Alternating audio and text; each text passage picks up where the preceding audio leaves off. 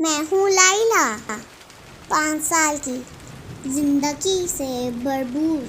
मुझे बाग में सैर करना बहुत पसंद है। बारिश में बहुत मज़ा आता है। मैंने अपना फेवरेट ड्रेस पहना है। कितनी प्यारी बारिश हो रही है और कितने प्यारे फूल हैं।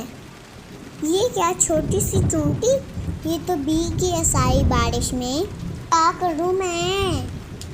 मुझे उसकी मदद करनी होगी। छोटी सी कश्ती बनाकर मैं चूंटी को इसमें बिठा देती हूँ।